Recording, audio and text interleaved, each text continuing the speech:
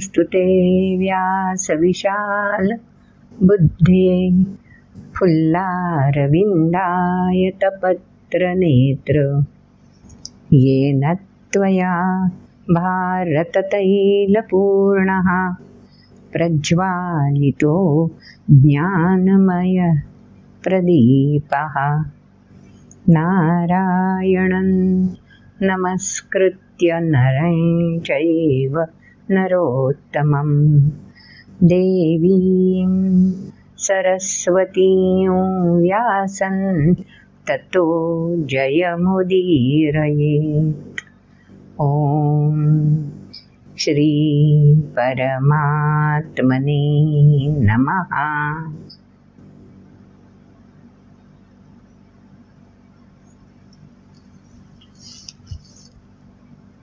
मागच्या व्हिडिओमध्ये आपण एक महत्त्वाची ओळ ऐकली। नैष्कर्म्य सिद्धिं परमां संन्यासेनाधिगच्छति। आठवत असेलच आपल्याला। नैष्कर्म्य, सिद्धी आणि संन्यास असे तिन्ही शब्द या एका ओळीमध्ये आलेले आहेत। नैष्कर्म्य हा शब्द काही नव्याने नाही आलेला। निष्काम कर्म म्हणून, नैष्कर्म्य म्हणून याच पद्धतीने आधीच्या अध्यायांमध्ये पण तो येऊन गेलेला आहे। आणि सिद्धी हा शब्दही काही नव्याने आलेला नाही आहे। त्यामुळे संन्यास हाही शब्द 3ऱ्या, 4थ्या, 5व्या अध्यायामध्ये जर आपण क्रमाने श्लोक वाचत गेलो तर आपल्याला हे तिन्ही शब्द त्या तिन्ही अध्यायांमध्ये सापडतात। म्हणजे जो कर्माशी जोडलेला भाग आहे त्याच्याशी हे नैष्कर्म्य, सिद्धी आणि संन्यास हे तिन्ही जोडलेले आहेत। म्हणजे आपल्या आचरणाशी जोडलेले आहेत, बरोबर ना? मग नैष्कर्म्य, सिद्धी आणि संन्यास यांचा परस्पर संबंध काय आहे ते या ओळीत सांगून दिलं। नैष्कर्म्य सिद्धिं परमां संन्यासेन अधिगच्छति। मी सुरुवात कुठून व्हायला पाहिजे? संन्यासी।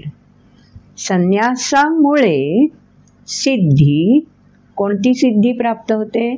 नैष्कर्म्याची। मग नैष्कर्म्य म्हणजे काय? निष्काम कर्म। निष्काम, नि म्हणजे नाही, काय नाही, काम। काम म्हणजे अपेक्षा, वासना, इच्छा, कामना सगळे एका अर्थाचे शब्द आहेत। म्हणजे याला कामना नाही, वासना नाही, अपेक्षा नाही, पण कर्म आहे असं जेव्हा घडतं त्यावेळी ते कर्म नैष्कर्म्य होतं। मग ते सिद्धीपर्यंत पोहोचलं पाहिजे आणि सिद्धी ही प्रत्यक्षात समोर प्रत्ययाला येते। म्हणून सिद्धी ही आचरणाद्वारे प्रतिबिंबित होते, म्हणजे फलित। कर्म निष्काम, म्हणजे कामनारहित होऊन कर्म करायचं। मग ते कामनारहितच केलं गेलं की नाही हे कसं ओळखायचं? सिद्धीवरून। मग सिद्धी म्हणजे काय? कर्म रुजू केल्यानंतर फलित तयार होणारे। आपण तर सुरुवातच मुळी फलितावर नजर ठेवून काम सुरू करतो।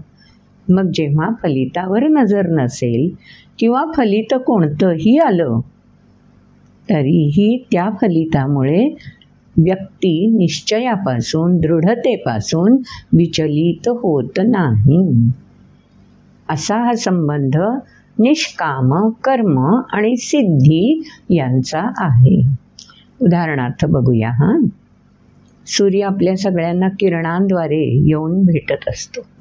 हे उदाहरण आपण आधी पण घेतलेलंच आहे। पण इथे निष्काम कर्माच्या आणि सिद्धीच्या जोडून कसं होतं बघा।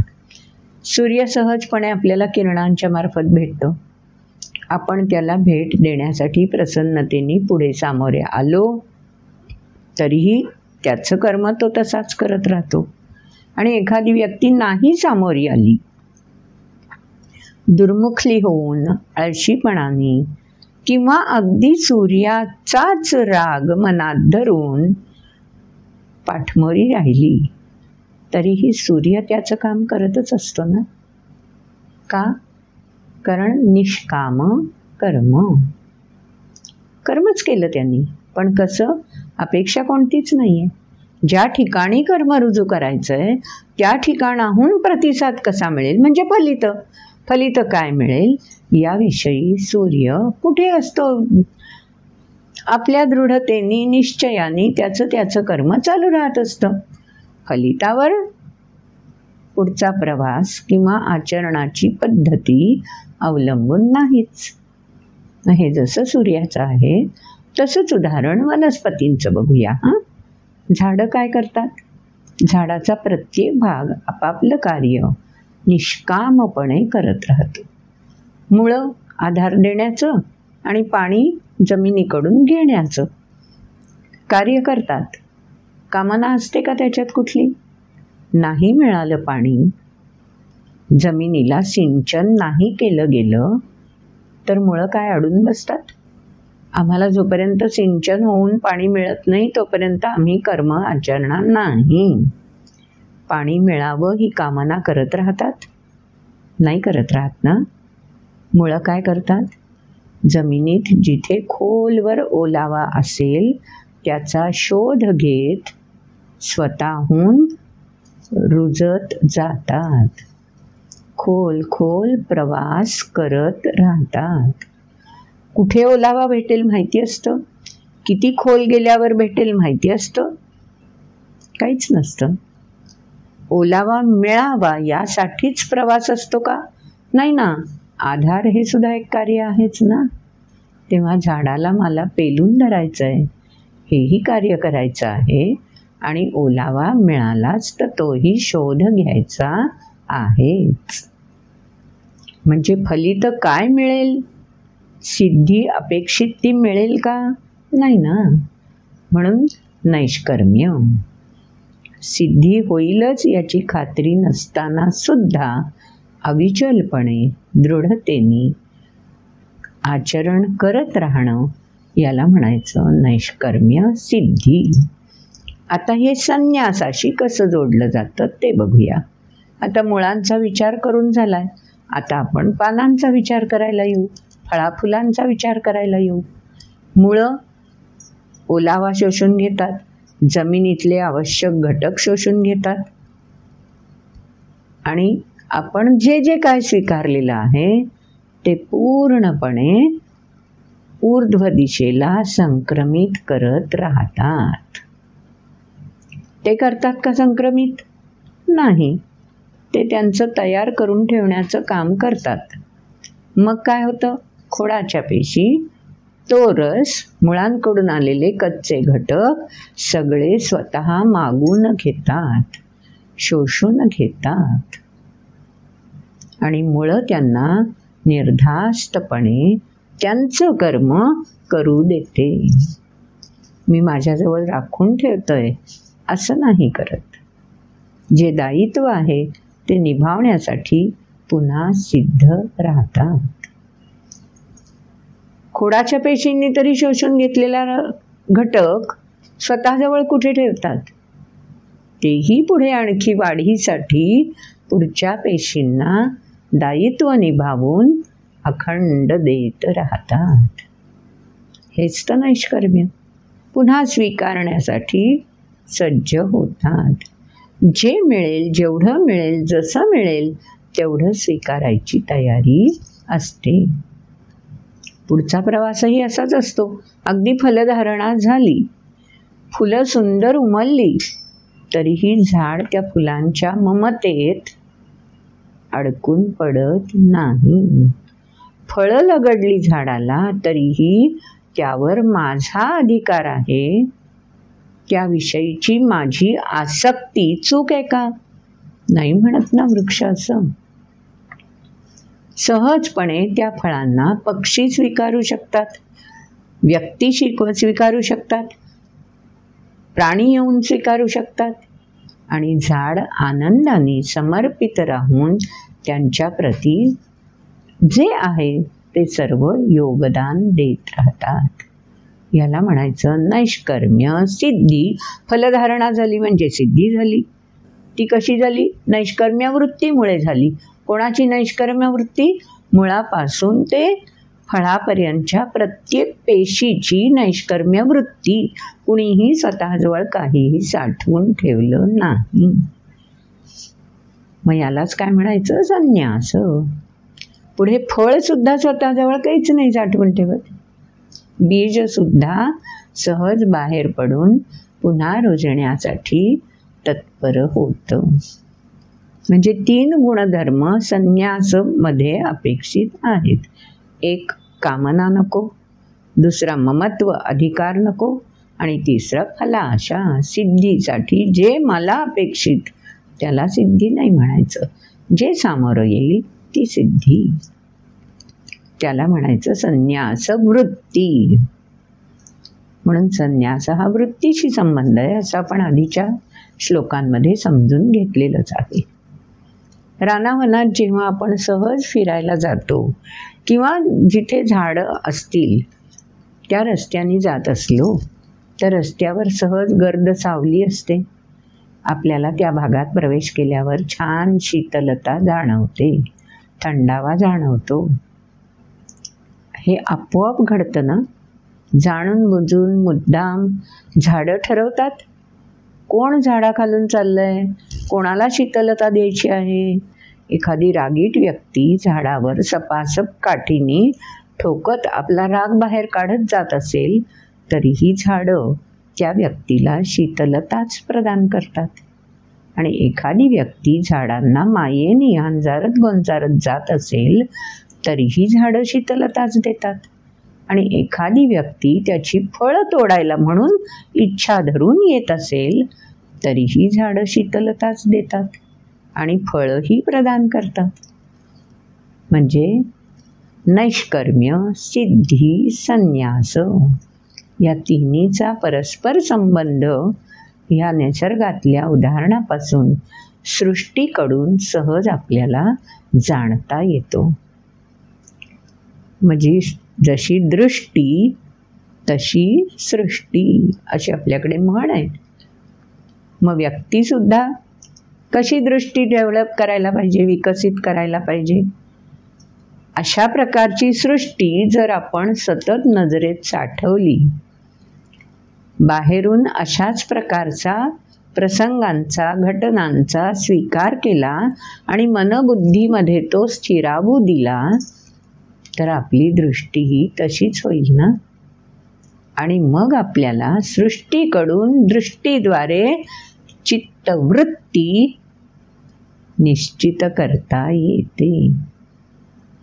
18व्या अध्यायामध्ये अशा प्रकारे सृष्टी, दृष्टी आणि वृत्ती असा हा प्रवास बाहेरून पण आतमध्ये, की जे मन आपल्याला दिसत नाही फक्त जाणवतं, जी बुद्धी प्रकट होते तेव्हा कळते, त्या मनबुद्धीचा ठाव घेणं सृष्टी, दृष्टी आणि वृत्तीपर्यंत होऊ शकतो. जशी अंतरातून बाह्य क्रिया आहे तशी बाह्यकडून पण अंतरक्रिया होत असते. 18व्या अध्यायाचं तेच वैशिष्ट्य आहे. त्यागाकडून संन्यासाकडे जाता येतं. आणि वृत्ती संन्यस्त म्हणून स्थिरावली तर त्याग आपोआप प्रकाशित होत राहतो. म्हणजे हे 2 वे प्रोसेस आहे. जसं मुळाकडून पानांपर्यंत घटक पोहोचवले जातात आणि पानं ह्या घटकांची कृतज्ञता व्यक्त करण्यासाठी तयार केलेलं अन्न मुळांपर्यंत पोहोचवतात, तशी ही त्याग आणि संन्यास ही आपल्या जीवनामध्ये सुद्धा 2 वे प्रोसेस असते. आणि आपण मात्र संचित साठवून तेव्हा असं मग आता असं, आता असं का मग तेव्हा तसंच वगैरे वगैरे परस्पर संबंध जोडून त्याच्यामध्ये कामना, वासना, अपेक्षा ह्या सगळ्याचं जंजाळ, जाळं असं काही विणतो आणि आपणच गुरफटत जातो. अर्जुनाची स्थिती तशीच आहे ना. त्यानंच स्वतःच्या भावभावनांचं, वैचारिक कल्लोळाचं जंजाळ, जाळं अशा जाळ नाही जाळं अशा प्रकारे स्वतःभोवती असं काही विणून ठेवलंय की त्याला भगवंत जे सांगतायत ते उमगतंय, पण अजून कृतीद्वारे प्रतिबिंबित करण्यासाठी सिद्धता नाही आहे झालेली. म्हणून भगवंत विविध विविध विचार त्याच्या पुढे मांडत आहेत आणि आपल्याला सुद्धा आयुष्यामध्ये या विचारांचा अशाच प्रकारे फायदा होतो. कारण आपण सुद्धा इतक्या प्रसंगांचा कल्लोळ, इतक्या प्रसंगांची जाळी, इतक्या प्रसंगांची डबोली आपल्यामध्ये साठवून ठेवलेली असतात की ती खुली करून, मुक्त करून आपण स्वतःला अशा नैष्कर्म्य, सिद्धी, संन्यास या क्रमाशी जोडून घ्यायला तयार नसतो. म्हणून भगवंत पुन्हा पुन्हा वेगवेगळ्या प्रकारे अर्जुनाच्या माध्यमातून आपल्याला कसं ते डबोलं दूर सारायचं, कशा प्रकारे या जाळी जळमटांची स्वच्छता करून घ्यायची, हे सगळं क्रमाने सांगतात. आणि त्याच्यामध्ये जसं ममत्व, अहंता, फलाशा हे शब्द सगळे त्याज्य आहेत, त्याचवेळी ग्राह्य काय आहे? भक्ती, विश्वास, श्रद्धा, निष्ठा हे सगळं स्वीकारार्ह आहे. म्हणून ते पण शब्द भगवंतांनी पुन्हा पुन्हा स्वतःच्या बोलण्यातून अर्जुनापर्यंत पोचवलेत. आणि म्हणून मागच्या व्हिडिओमध्ये एक आपण महत्त्वाचा श्लोक शेवटचा ऐकला, समस्सर्वेषु भूतेषु मद्भक्त्या लभते पराम. श्रेष्ठतम अशा भक्ती म्हणजे जी आपल्याला आपल्याच क्षमतेची, आपल्याच अंतरात्म्याची ओळख करून देते. तिथपर्यंत आपण पोचू शकतो. क्लॉज एकच, समस्सर्वेषु भूतेषु. ही जाळी जळमट आपल्याला समत्व स्वीकारू देत नाहीत. म्हणून सर्व भूतेषु म्हणजे सृष्टीमध्ये जे जे घटक आहेत त्यांच्या प्रती समत्व म्हणजे हा समभाव जो आत्ता वर्णन केला आपण, तो जर आपल्याला प्रत्ययाला यायला लागला तर श्रेष्ठता म्हणजे काय हे ओळखता यायला लागतं. पुढच्या श्लोकामध्ये अजून भगवंत अर्जुनाला याच विचारांमध्ये प्रगल्भ कसं करणार आहेत ते आपल्यालाही जाणून घ्यायला आवडेल ना. सुरुवातीला ऐकूयात श्लोक. भक्त्या मामभिजानाति यावान्यश्चास्मि तत्त्वतः ततो मां तत्त्वतो ज्ञात्वा विशते तदनन्तरम्. सर्वकर्माण्यपि सदा कुर्वाणो मद्व्यपाश्रयः मत्प्रसादादवाप्नोति शाश्वतं पदमव्ययम्. चेतसा सर्वकर्माणि मयि सन्न्यस्य मत्परः बुद्धियोगमुपाश्रित्य मच्चित्तः सततं भव. मच्चित्तः सर्वदुर्गाणि मत्प्रसादात् तरिष्यसि. अथ चेत्त्वमहङ्कारान्न श्रोष्यसि विनङ्क्ष्यसि. यदहङ्कारमाश्रित्य न योत्स्य इति मन्यसे. मिथ्यैष व्यवसायस्ते प्रकृतिस्त्वान्नियोक्ष्यति. स्वभावजेन कौन्तेय निबद्धस्वेन कर्मणा. कर्तुं नेच्छसि यन्मोहात् करिष्यस्य वशोऽपि तत्. ईश्वरः सर्वभूतानां हृद्देशेऽर्जुन तिष्ठति. भ्रामयन् सर्वभूतानि यन्त्रारूढानि मायया. तमेव शरणं गच्छ सर्वभावेन भारत. तत्प्रसादात् परां शान्तिं स्थानं प्राप्स्यसि शाश्वतम्. इति ते ज्ञानमाख्यातं गुह्याद् गुह्यतरं मया. विमृश्यैतदशेषेण यथेच्छसि तथा कुरु. सर्वगुह्यतमं भूय शृणु मे परमं वचः. इष्टोऽसि मे दृढमिति ततो वक्ष्यामि ते हितं. मन्मना भव मद्भक्तो मद्याजी मां नमस्कुरु. मामे वैष्यसि सत्यन्ते प्रतिजाने प्रियोऽसि मे. सर्वधर्मान् परित्यज्य मामेकं शरणं व्रज. अहं त्वा सर्वपापेभ्यो मोक्षयिष्यामि मा शुचः. श्लोक तर ऐकले आपण. या श्लोकांमध्ये दुसरा श्लोक जो आहे तो कर्म शब्दानेच येतोय बघा. सर्व कर्माण्यपि सदा कुर्वाणो मद्व्यपाश्रयः मत्प्रसादादवाप्नोति शाश्वतं पदमव्ययम्. सुरुवात कर्मापासून आहे ना, कारण इंद्रिय आपल्याला वरदान स्वरूप प्राप्त आहेत. म्हणून तिथूनच आपण समजून घ्यायला सुरुवात करूया. काय करायचं? सर्व कर्माणी कुर्वाणा. करायची सगळी कर्म. कोणती कर्म? जी जी आपली दशेंद्रिय कर्म करणार आहेत त्यांचं दायित्व ते निभावणार आहेत.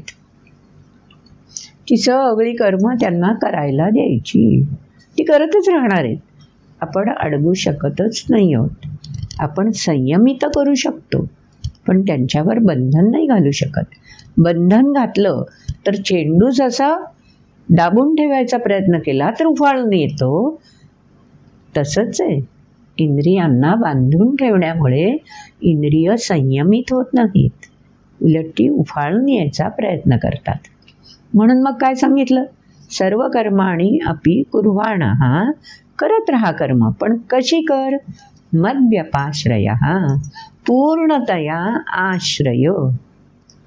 भोज्याला एकदा आपण लहान म्हणून कोणावरती विसंबून राहायचं ठरवलं आणि नाही बुवा मला काही समजत नाही, आपण म्हणाल तसं. किती सोपी आणि छान असते ना ही भूमिका. मग आपण म्हणाल तसं असं म्हटल्यावर समोरच्यालाही आश्वस्त वाटतं की हरकत नाही बुवा, स्वीकारायला ही व्यक्ती तयार आहे. मग आपली भूमिका ते पण स्वच्छपणे, स्पष्टपणे, मोकळेपणाने मांडू शकतात. आणि आपण तर आधीच नम्रतेने स्वीकारायची तयारी दाखवलेली असते. मग हा असा दोही बाजूंचा प्रवास, 2 वे प्रोसेस केव्हा होईल? मद्व्यपाश्रय. असा आश्रय घ्यायची जर तयारी दाखवली, जसा माझा आदर व्हावा अशी माझी इच्छा आहे, तर समोरच्याचाही आदर समज सर्वेषु भूतेषु. तेच तर इथेही पुन्हा भगवंतांनी सांगून दिलं. हे जर का तुझ्या कृतीतून तू प्रतिबिंबित केलंस ना, की माझा जसा मान सन्मान आहे, माझी जशी अस्मिता आहे, माझा जसा अहंकार आहे, वेगळेपण आहे, तसंच समज सर्वेषु भूतेषु. समोरचा आकाराने केवढाही असू दे, कसाही असू दे, त्याला सुद्धा अस्मिता आहे, त्याचा सुद्धा अहंकार, वेगळेपणा निश्चित आहे. अहंकार म्हणजे ताठा गर्व मस्ती नव्हे. अहंकार म्हणजे वेगळेपणा, वेगळं अस्तित्व त्याचंही आहेच. हे एकदा मान्य करायला जमलं की मग काय होतं? मत्प्रसादात अवाप्नोति. मग प्रसन्नता आपल्यापासून दूर जात नाही. प्रसाद म्हणजे प्रसन्नता. आधीच्या अध्यायांमध्ये गेला आहे शब्द.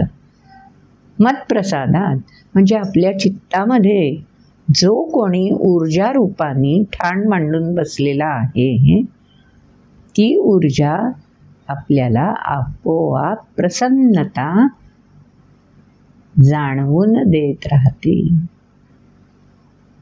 मग आपल्याला कितीही काम पडलं, दमणूक झाली, काही झालं तरी जाणवतच नाही. आपण प्रत्येकाने असा कितीतरी वेळा अनुभव घेतला असाल. मग अगदी चुकीचं घडत असलं, आपण ठरवल्यानुसार काहीच सामोरं येत नाहीये, तरी सुद्धा मद्व्यपाश्रय जर आपण राहिलो, यातूनही काहीतरी निष्पन्न चांगलंच होणार आहे, ही दृढता जर आपण कर्मामधून प्रतिबिंबित करत राहिलो, तर मत्प्रसादात अवाप्नोति. मग ते कर्म करताना, काम करताना आपल्याला अस्वस्थता जाणवणारच नाही. भले यश सिद्धी ही कुठे निश्चित नाहीच आहे ना. लक्ष्मण रेषा धरतच शकत नाही. लक्ष्मण रेषाच्या अलीकडेही सिद्धी आहे, पलीकडेही सिद्धी आहेच. आपल्याला जी असिद्धी वाटते, अपयश वाटतंय, ते अपयश आपल्या समोर आलं तर आपण अनुभवाने समृद्ध होतो. आणि यश आलं तर काहीतरी मिळवल्याचा आनंद आपल्याला आणखी काम करण्यासाठी प्रेरणा देतो. म्हणजे दोही अंगी 2 वे प्रोसेस. तेच या श्लोकामध्ये भगवंतांनी सांगून दिलं. सर्व कर्माण्यपि सदा कुरु, सदा नित्य. एकदा दोनदा करून नाही आहे पुरेसं, सातत्य आवश्यक आहे. म्हणजे मग काय प्रत्यय यायला येईल? मत्प्रसादात अवाप्नोति शाश्वतम पदम अव्ययम. मग ती प्रसन्नता कधीही ढळणार नाही. कितीही परिस्थितीचे, कितीही प्रसंगांचे चपेटे वाट्याला आले तरीही ती प्रसन्नता सदैव आपल्या साथ राहील. बाकी दुनिया साथ सोडून जाऊ दे किंवा पाठमोरी होऊ दे, प्रसन्नता मात्र सदैव आपल्या सोबत आहे. ही प्रगल्भ जाणीव शाश्वतम पदम, प्रगल्भ जाणीव त्या व्यक्तीजवळ निश्चित राहते. पण यासाठी सदा सातत्याने प्रत्येक कर्म अशा प्रकारे रुजू होत राहायला हवं. पुढचाही श्लोक ऐकला आपण. हे करत असताना आणखी कोणाला त्याच्याशी जोडून घ्यायचंय? चेतसा सर्व कर्माणि मयि संन्यस्य मत्परः. चेतसा म्हणजे नुसत्या इंद्रियांचं काम नाही आहे कर्म रुजू करताना. संन्यस्य वृत्ती स्थिरावली पाहिजे. मला प्रसन्नतेचा ध्यास घ्यायचा आहे, मला अस्वस्थता आपोआपच नाहीशी करायची आहे. हा जर सातत्याने ध्यास असेल तर चेतसा म्हणजे मनबुद्धीची इंद्रियांसोबत एकनिष्ठता म्हणजे वृत्ती झाली. म्हणून संन्यस्य. मत्परः श्रेष्ठता म्हणजेच प्रसन्नता, हाच एक क्रायटेरिया. बुद्धियोगम उपाश्रित्य. क्रायटेरिया कुठे येतो? तरतम बुद्धीशी जोडलेला. म्हणून बुद्धियोगम उपाश्रित्य विवेकपूर्ण विचार करायचा आहे. कधीतरी व्यक्तीकडून अविवेकी वर्तन पण होऊन जातं हो, हरकत नाही आहे. जो चुकतो तो शिकतो.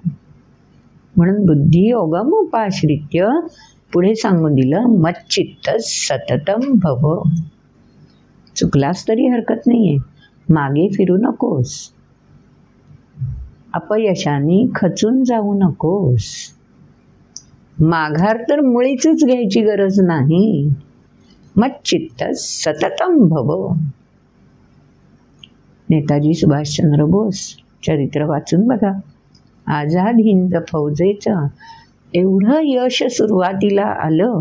सिंगापूर रेडिओवरून स्वातंत्र्याची प्रत्यक्ष घोषणा करू शकले. आझाद हिंद सेनेमधला प्रत्येक सैनिक असा स्वातंत्र्याच्या ऊर्जेने भारलेला.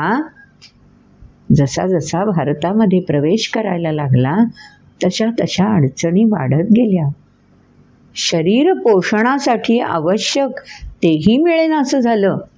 पण तरीही मत्प्रसादाद अवाप्नोति शाश्वतम पदमव्ययम. ते नाही कुठे ढळलं. तेच इथे सांगून दिलं. चेतसा सर्व कर्माणि मयि संन्यस्य मत्परः. स्वातंत्र्य क्रांतीमध्ये स्वातंत्र्य प्राप्तीसाठी ज्या क्रांतिकारकांनी अशाच प्रकारे चेतसा सर्व कर्माणि मयि संन्यस्य स्वातंत्र्य देवतेप्रती समर्पित केली, त्यांच्या बाबतीत पण हेच म्हणता येईल ना.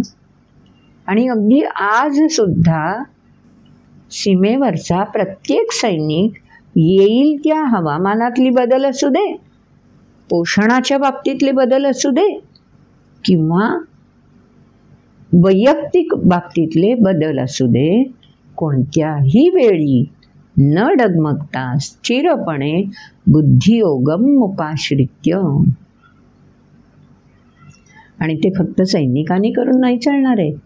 देशातल्या प्रत्येकाने त्याच विचारांनी भारलेलं असायला हवं, त्याच विचारांनी प्रेरित राहायला हवं. आणि म्हणून व्यक्तीने आधी अशा प्रकारे इंद्रिय मन बुद्धी यांची एकात्मता साधून घ्यायला हवी. आणि केव्हा? सततम. मच्चित्त सततम भव. स्वीकारलेल्या ध्येयाप्रती चित्त म्हणजे इंद्रिय मन बुद्धी अंतःकरण चतुष्टय वगैरे शब्द आध्यात्मिक भाषेमध्ये बोलले जातात. ते सगळं सातत्याने दृढपणे स्थिर राहिलं पाहिजे. असं जेव्हा एक सूत्र राष्ट्राचं प्रतिबिंबित होईल तेव्हा काय घडेल? पुढच्या श्लोकात आपण ऐकलं, मच्चित्त सर्व दुर्गाणि मत्प्रसादात् तरिष्यसि अथ चेत्त्वमहंकारान् श्रोष्यसि विनंक्ष्यसि. अर्जुन अजून पुरता समरस झालेला नाहीये. आता माझ्या मनात किंतु परंतु उरलेला नाहीये असं अर्जुन म्हणालाय 11व्या अध्यायातच. पण तरी सुद्धा अर्जुन पूर्णत्वानी समर्पित ध्येयाप्रती नाहीये हे भगवंतांच्या लक्षात येत आहे. म्हणून भगवंत सावध करतात. मच्चित्त सततम भव सांगून दिलं. दृढतेने एक सूत्र राहून व्यक्ती जेव्हा आचरणासाठी सिद्ध होईल तेव्हा आपोआप कदम कदम मिलाए जा, खुशी के गीत गाए जा, ये कौम की है जिंदगी तू कौम पे लुटाए जा. कदम कदम मिलाए जा. ताल जुळला पाहिजे, लय सुसंबद्ध झाली पाहिजे. केव्हा होतील? मच्चित्त सर्व दुर्गाणि मत्प्रसादात् तरिष्यसि. सर्व दुर्गाणी म्हणजे संकटांचे पहाड. दुर्ग म्हणजे पहाड ना. सर्व दुर्गाणी, कोणत्याही प्रकारचे पहाड आपल्याला नामोहरम करू शकणार नाहीत. केव्हा? मच्चित्तस. जर शरीराची पेशींपेशी अशी ध्येयाप्रती समर्पित होऊन ऊर्जा भारित होईल तर कितीही मोठे पहाड संकटांचे हल्ला करण्यासाठी, आघात करण्यासाठी सिद्ध असू दे, मत्प्रसादात् तरिष्यसि. आणखी आणखी ऊर्जा, प्रेरणा आपोआप प्राप्त होत राहील. आव्हान स्वीकारायचं सहज नाही ना जमत. आमचे कुसुमाग्रज सहज सांगून देतात हो, किनारा तुला पामराला. सागर लाटांच्या साह्याने आव्हान पेलण्यासाठी सज्ज आहे असं दाखवत असतो, पण त्या सागराला आव्हान पेलता पेलता नाही, पुन्हा माघार घ्यावी लागते. किनारा तिथपर्यंत पोहोचल्यावर पुन्हा परत यायचंय. तीच ऊर्जा घेऊन समर्पित होण्यासाठी सागर नाही पुढे धाव घेऊ शकत, कारण परमात्म्याची योजनाच ती आहे. सागराने रेखा नोल्लंघावी. किनारा म्हणून जी रेखा निश्चित करून दिलेली आहे, न उल्लंघावी. सागराचा तो धर्म आहे, तो सृष्टीचा नियम आहे. मग हे नियम सृष्टीच्या निर्मात्यांनी सेट करून दिलेले आहेत. आज म्हणतो ना नॅरेटिव्ह सेट. हो, ते नॅरेटिव्ह कोण सेट करतंय, त्याच्या मागची बुद्धी काय आहे, त्यानुसार ते नॅरेटिव्ह बदलू शकतात. पण इथे तसं नाही आहे. इथे परमात्म्याने दृढतेने ब्रह्माद्वारे हे सेट करून ठेवलेलं आहे की समुद्रे रेखा न ओलांडावी. आणि आज तागायत सृष्टीमध्ये कोणतंही युग असू दे, समुद्र हा धर्म पालन करत आला आहे. खरं आहे ना? म्हणून तेच याच्यात सांगून दिलंय, मच्चित्तस ही दृढता पाहिजे. एकदा तो धर्म आहे माझा म्हटलं की तो शाश्वत आहे. युग बदलले तरी म्हणून तर आमचा हा सनातन धर्म आहे. हो, ज्या धर्माला आपण हिंदू धर्म म्हणतो तो धर्म अशा कुंपणामध्ये अडकणारा नाहीये.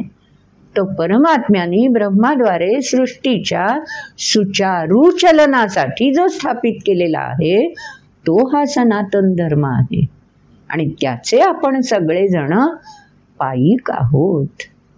त्याचे आपण प्रेरक, पोषक आणि पूरक आहोत, तेव्हा ते आपलं दायित्व आहे. आणि ह्या दायित्व निभावण्यासाठी जेव्हा आपण कर्म आचरत राहू, सर्व कर्माण्यपि सदा कुर्वाणो, अशा प्रकारे आपण सिद्ध राहू, तर काय सर्व दुर्गाणी, काय संबंध आहे संकटांच्या पहाडांचा.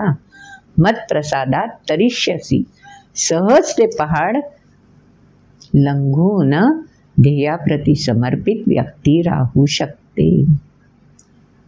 पण हा पण फार महत्वाचा आहे हो. काय सांगून दिलं? यदहंकारमाश्रित्य न योच्य इति मन्यसे, ते आता अर्जुनाशी जोडायला चालले. पण त्याच्या आधी सांगून दिलं अथचेत अथचेत, जर का अहंकारान, नाही, मी स्वतः, माझं वेगळं अस्तित्व, माझे वेगळे विचार, माझं मन, माझी इंद्रिय, माझी बुद्धी, हा मी शरीरापुरता सीमित ठेवलास, अहं आकार, बाह्य आकाराशी जर का हा अथचेत जर का जोडून ठेवलास आणि न श्रोष्यसी, हे ध्यानात घेतलं नाहीस. सूचना लिहिलेल्या असतात बघा.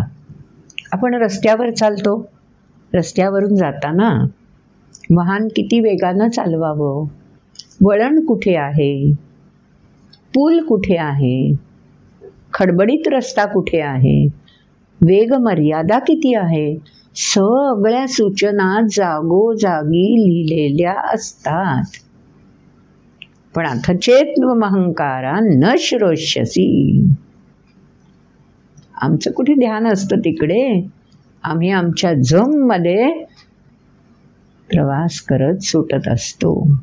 मग ते वाहनावरच प्रवास पाहिजे असं नाही, वाहनातूनच प्रवास पाहिजे असं नाही, चालत जाताना सुद्धा अहंकारान न शिरोष्यसी, हा अहंकार काय करतो माहिती आहे? आपल्याच विचारांमध्ये आपल्याला मशगूल करून टाकतो, गुंतवून टाकतो.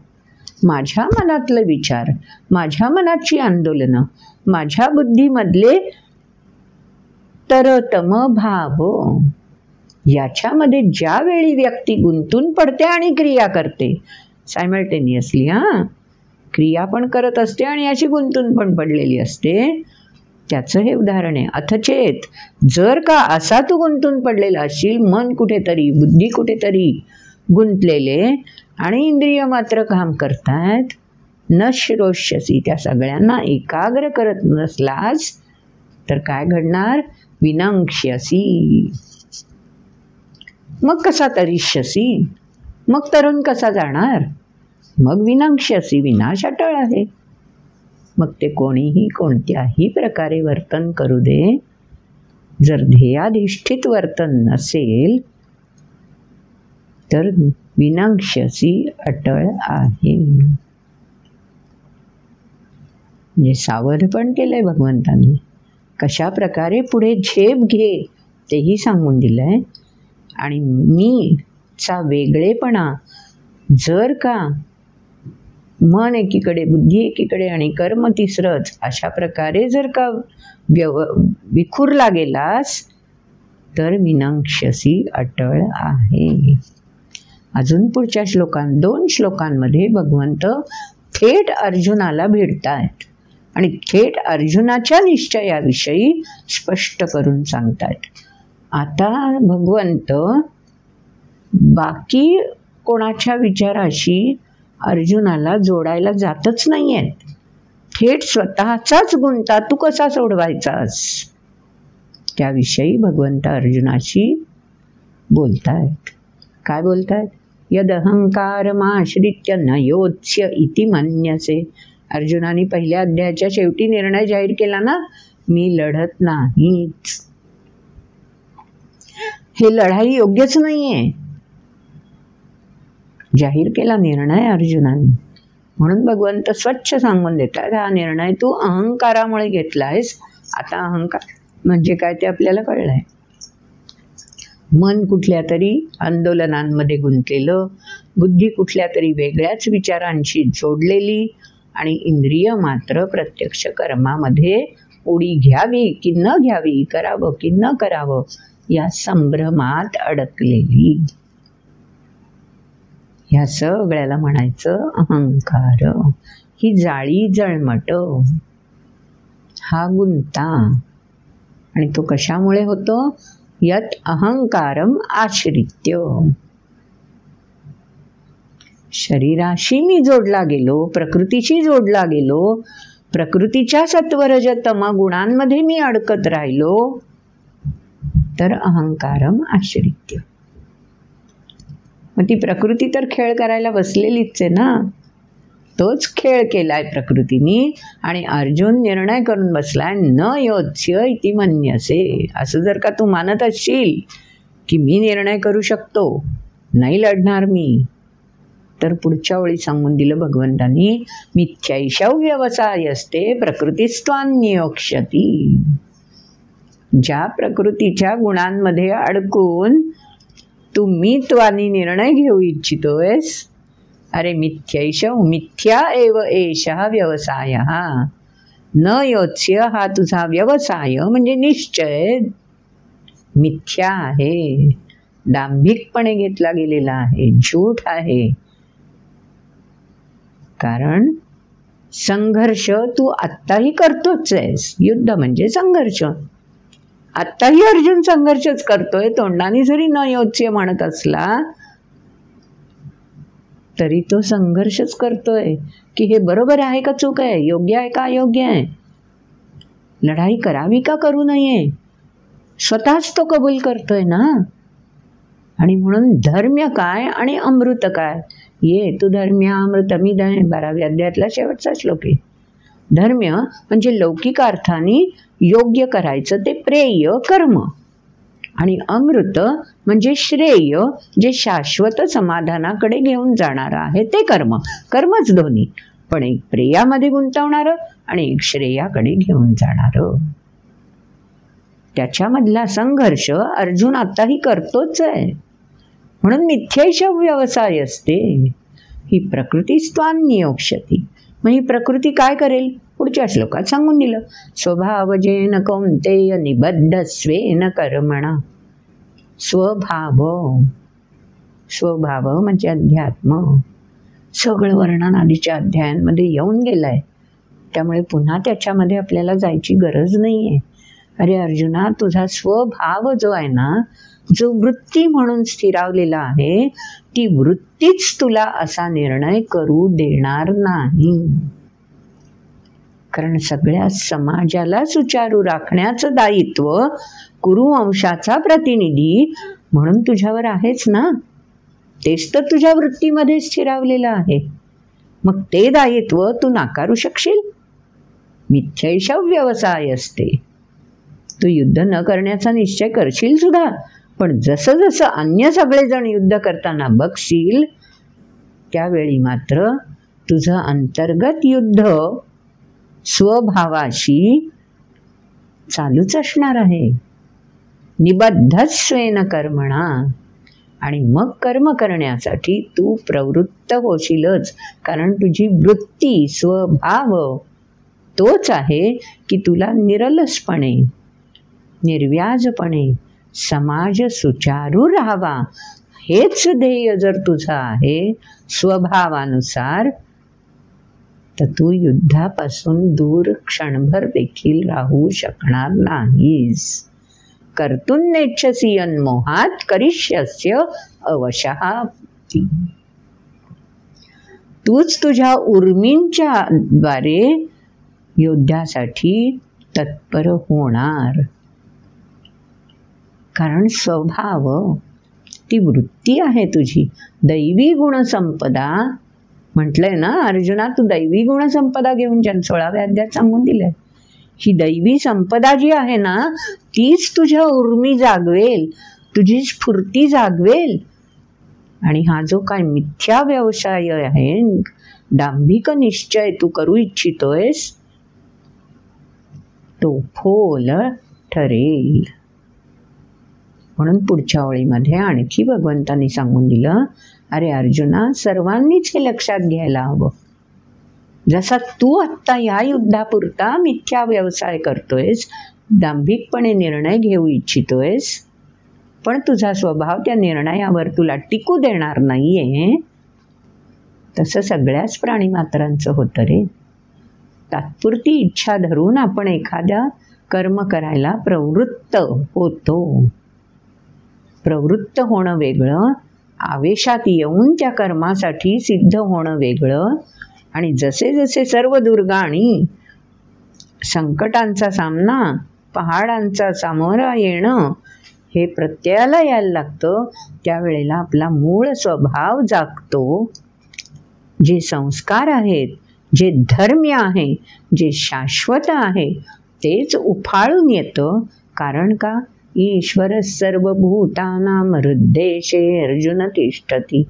हृद्देश, देश म्हणजे स्थान, हृत म्हणजे कुठे? आनंदास्थान, ज्या ठिकाणी आनंद आहे, गतिमानता आहे, त्या ठिकाणी ईश्वर म्हणजे स्वामी स्थिर आहे. हृद देशे, हृत म्हणजे आनंद ना, देश म्हणजे स्थान, आणि आनंद, नंद म्हणजे गतिमानता, असाही एक अर्थ आहे. आणि नाहीतरी गतिमानता केव्हा असते हो? आनंद केव्हा असतो? गतिमानतेतच तर आनंद असतो ना. स्थिरतेमध्ये जडता, अज्ञान, तिथे कुठे आनंद आहे? जडतेपासून, अज्ञानापासून जेव्हा आपण तमसोमा ज्योतिर्गमय, प्रकाशाच्या दिशेने वाटचाल सुरू करू, तेव्हाच तर तो ईश्वर भेटणार आहे. म्हणून हृद्देशे अर्जुन तिष्ठति. अरे अर्जुना, जिथे गतिमानता आहे, जिथे सातत्याने धर्माधिष्ठित प्रगती आहे, त्याच ठिकाणी ईश्वर म्हणजे स्वामित्व स्थापित झालेलं आहे. मग तू काय कर? पुढच्या श्लोकात सांगून दिलंय, तमेव शरणं गच्छ सर्वभावेन भारत. भारत, तेजाची कामना असलेला, तुला श्रेय प्राप्ती हवी आहे ना, तूच मागणी केली आहेस. यत् श्रेयस्यान् निश्चितं ब्रूहि तन्मे. दुसऱ्या अध्यायातच मागणी केली अर्जुनाने. मग तुला जर शाश्वत समाधान, तेजाप्रती प्रवास करायचा असेल, तेजोमग्न व्हायचं असेल, तर तम एव शरणं गच्छ. ती जी गतिमानता आहे ना, त्या गतिमानतेबरोबर तू राहिलं पाहिजेस. कारण ही ईश्वराने सूत्रे मणिगणाईव, कुठे बांधून नाहीये राहिलेलं. गतिमानता, जगत, सृष्टीची जन्मच मुळी गतिमान राहण्यासाठीच आहे. तेव्हा तू खूप न योच्छे म्हणून एका जागी स्थिर राहायचा प्रयत्न करशील, पण मन तर तुझं तिथे नाहीच स्थिरावू शकणार. आपली ही गत तीच असते. व्यक्तीसुद्धा ठामपणे मी निर्णय करणारा म्हणून स्वतःविषयी अहंकाराने वेगवेगळे निर्णय घ्यायचा प्रयत्न करत राहते. पण स्वभाव, उर्मी, स्फूर्ती ही व्यक्तीला योग्य दिशेने घेऊन जात असते. आपण मात्र त्याप्रती लीन राहायला पाहिजे. तम एव शरणं गच्छ, समर्पित व्हायला पाहिजे. मला जे हवं होतं ते नाही मिळालं, मग मी तसाच अडेल तट्टूपणा करत राहणार, तर मिथ्यैषव व्यवसाय असते, नाही चालणार तसं.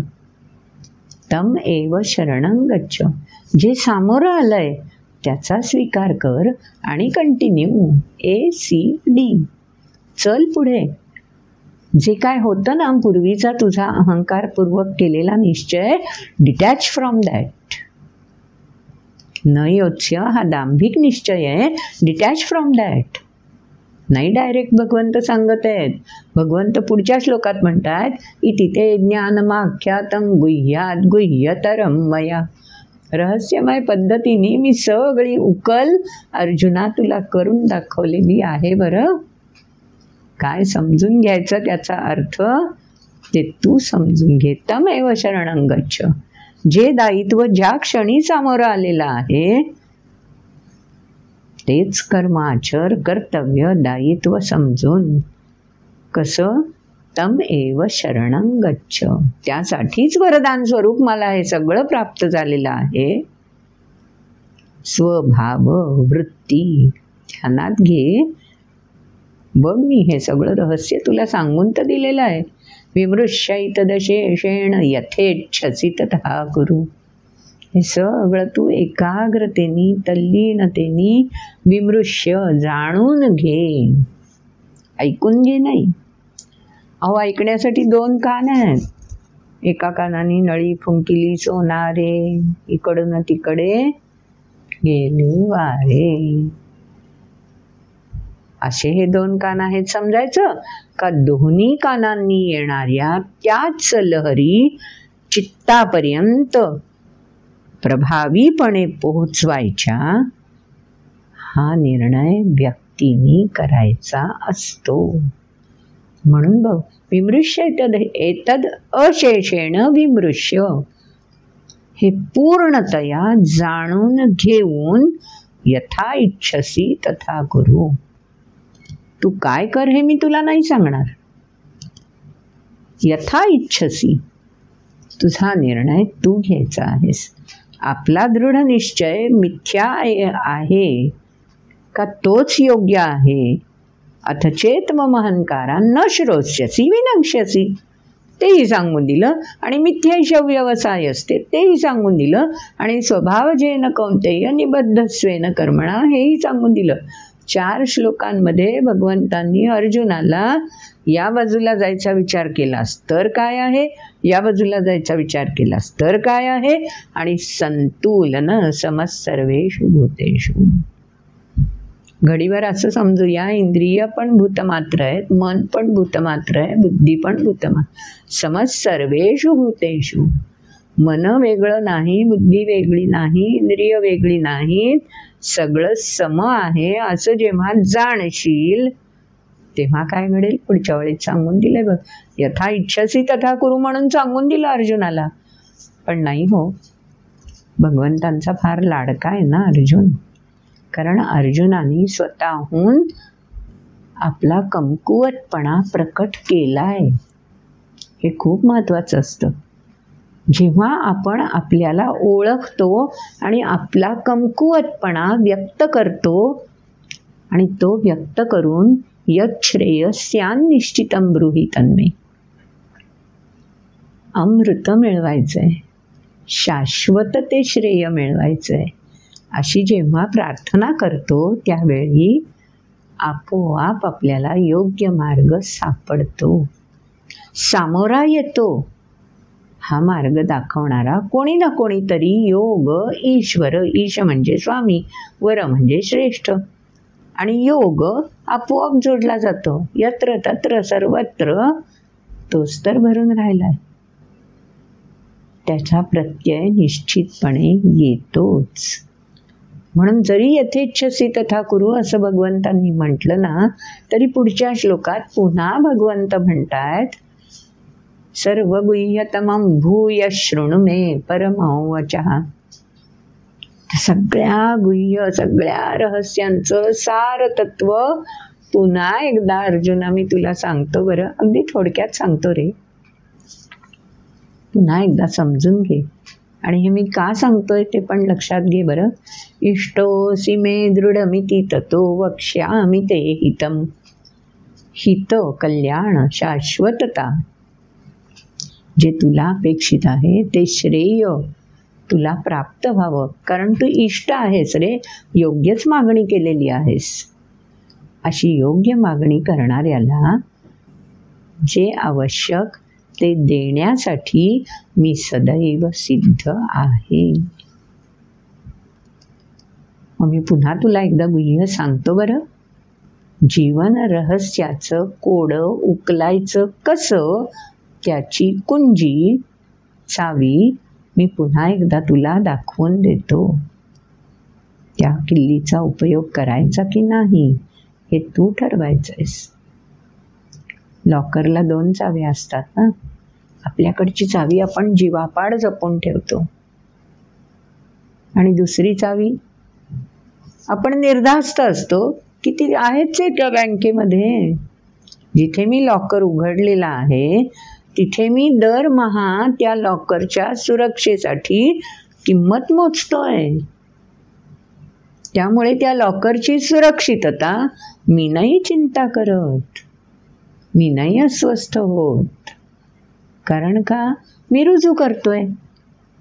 गुह्य हेच तर आहे, जेव्हा आपण समर्पणाने पूर्णतया शरण जाऊ तेव्हा आपल्याला कशाला सुरक्षिततेची काळजी हवी? तो बसलाय ना काळजी घ्यायला. आपण फक्त आपल्याकडची किल्ली जपून ठेवायची की आपला हा समर्पण भाव विचलित होत नाही ना. पुढच्या श्लोकात तेच भगवंतांनी सांगून दिलं की हा समर्पण भाव विचलित होत नाहीये ना. हे कसं ओळखशील? मन्मना भव मद्भक्तो मद्याजी मान नमस्कुरु. नमस्कुरु लीन रहा रे, तमेव शरणं गच्छ. आणखीन पुढच्या वेळी काय सांगू? मामे वैश्यसी सत्यंते. सत्य आहे. प्रतिजाने प्रियोसी मे. अरे मी शपथपूर्वक सांगतोय रे. 9व्या अध्यायात सुद्धा भगवंतांनी सांगून दिलं, कौंतेय प्रतिजानीहि न मे भक्त प्रणश्यती. होतच नाही रे कधी असं. तू त्याबद्दल निश्चिंत राहा. फक्त काय कर? नमस्कुरु तमेव शरणं गच्छ सर्व भावेन. सगळे किंतु परंतु ते तम रज सत्व माझ्या वाट्याला काय येईल, मला हे मिळेल का, असं हवंय का, मग मी निर्णय केला तो त्याचं काय राहील, सगळ्यांना डिटॅच केलंस ना की प्रतिजाने प्रियोसी मे. तू प्रिय आहेस म्हणून तुला परत शपथपूर्वक सांगतो, काय घडेल? यथा इच्छसी तथा कुरु. ती इच्छा काय होईल तेच मी तुला सांगून देतो. त्यासाठी फक्त नमस्कुरु. मन मना भव मद्भक्ता भव. इंद्रिय मन आणि बुद्धीची एकसूत्रता गतिमानतेसाठी कायम ठेव. त्याच जंजाळात अडकू नकोस, तिथेच भोवंडत राहू नकोस. मग नको काय ते सांगितलं. यथेच्छसी तथा कुरु म्हणून स्वातंत्र्यही देऊन टाकलं.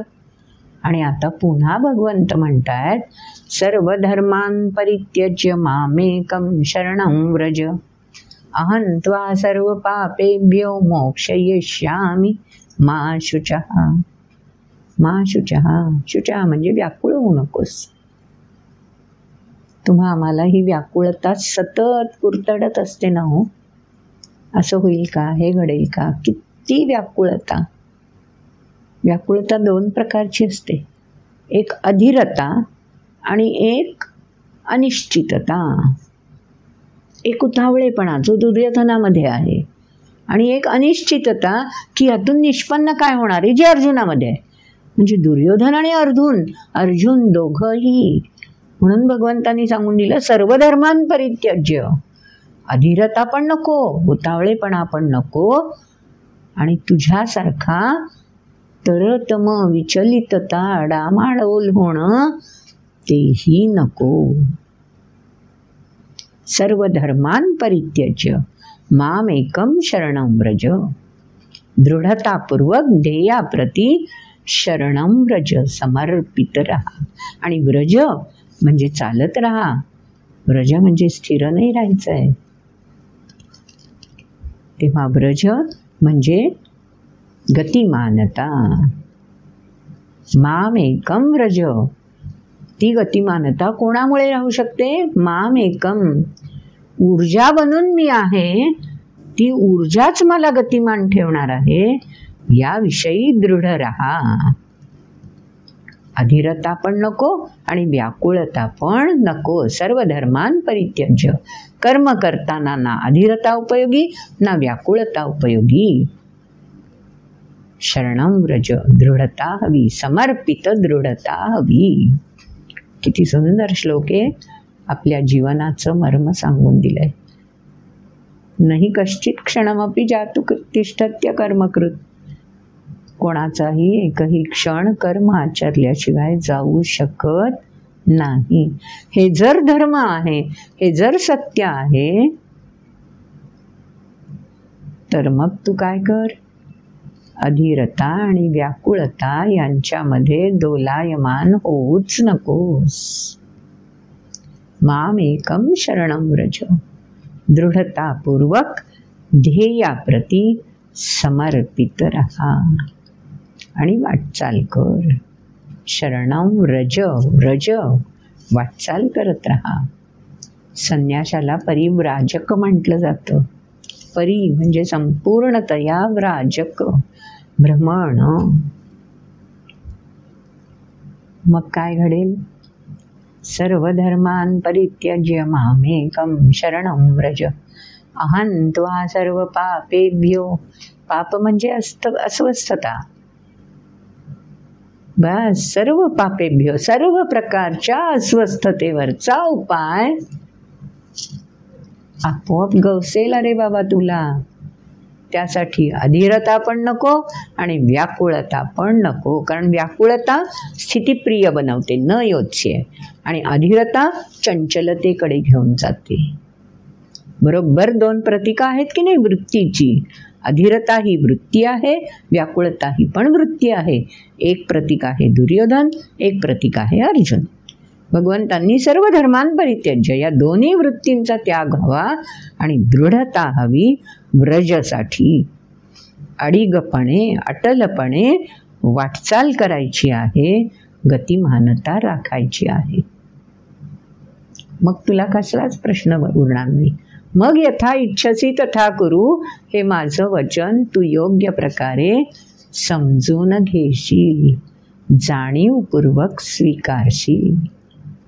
किती सुंदर भगवंतांनी आपल्याला प्रगल्भ केलंय.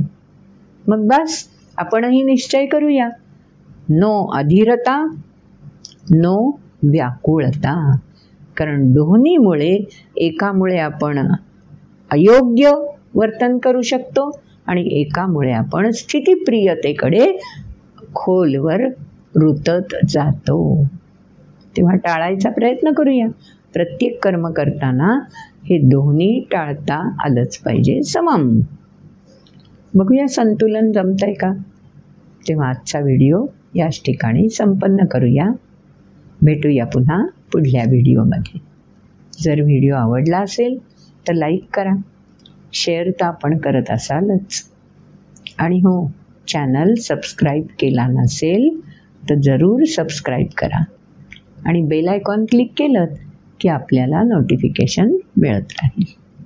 जर काही आपली शंका असेल तर जरूर आपण कमेंट बॉक्समध्ये विचारू शकता, की ज्याचा मागोवा घेत आपल्याला पुढचं विवेचन ऐकायला मिळेल.